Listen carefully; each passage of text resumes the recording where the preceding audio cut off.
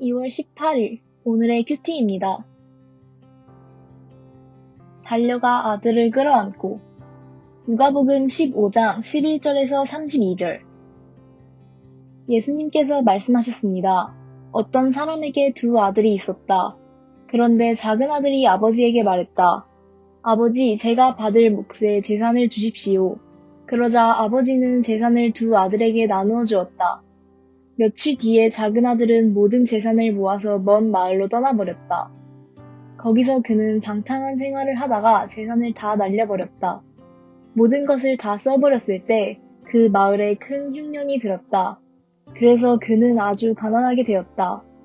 그는 그 마을에 사는 한 사람에게 가서 더부살이를 하였다. 집주인은 그를 들판으로 보내 돼지를 치게 하였다. 그는 돼지가 먹는 쥐염나무 열매를 먹어 배를 채우고 싶은 마음이 간절했다. 그러나 주는 사람이 없었다. 그제서야 그는 제정신이 들어 말했다.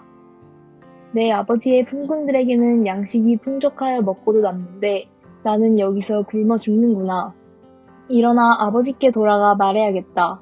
아버지, 저는 하나님과 아버지 앞에 죄를 지었습니다.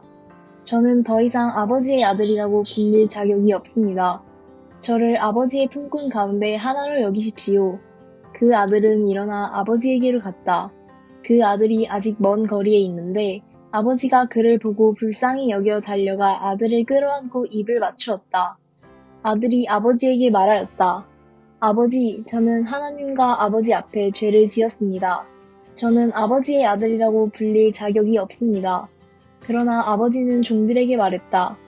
서둘러 가장 좋은 옷을 가져와서 아들에게 입혀라. 또 손가락에 반지를 끼워주고 발에 신발을 신겨라. 그리고 살찐 송아지를 끌고 와서 잡아라. 우리가 함께 먹고 즐기자. 내 아들이 죽었다가 다시 살아났고 잃어버렸다가 다시 찾았다. 그래서 그들은 함께 즐기기 시작하였다. 그때 큰아들은 밭에 있었다. 그가 돌아와 집 가까이 다가왔을 때 음악 소리와 춤추는 소리를 들었다. 그는 종 하나를 불러 무슨 일인지를 물어보았다. 종이 아우님이 돌아오셨습니다. 무사히 건강하게 아우님이 돌아왔기 때문에 주인 어른께서 살찐 송아지를 잡았습니다. 하고 대답했다. 큰아들은 화가 나서 집에 들어가려고 하지 않았다. 그의 아버지가 밖으로 나와 큰아들을 달랬다. 큰아들은 아버지에게 말했다. 보십시오. 저는 수년 동안 아버지를 섬겨왔습니다.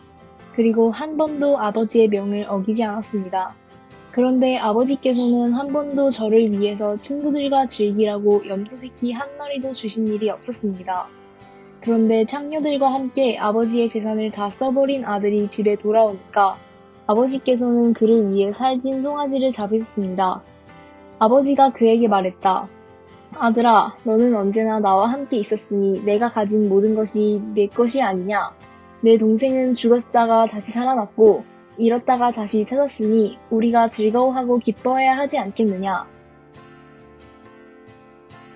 이해하기. 예수님이 잃어버린 아들 이야기도 들려주셨습니다. 어떤 사람에게 두 아들이 있었는데 큰아들은 집에 남았고 작은 아들은 모든 재산을 들고 먼 마을로 떠났습니다. 작은 아들은 사치와 방탕한 생활을 하다가 모든 재산을 탕진하고 말았습니다. 유대인이 불결하게 여기는 돼지치는 일을 하며 돼지가 먹는 열매를 얻어먹어야 할 정도였지만 그것마저도 구할 수 없었습니다.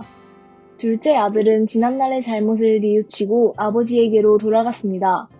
아버지는 모든 것을 엉망진창으로 만든 둘째 아들을 보자마자 끌어안았습니다.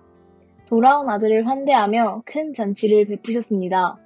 그 소식을 들은 큰아들은 아버지의 행동을 이해하지 못하고 작은 아들의 잘못만 들춰내려고 했습니다.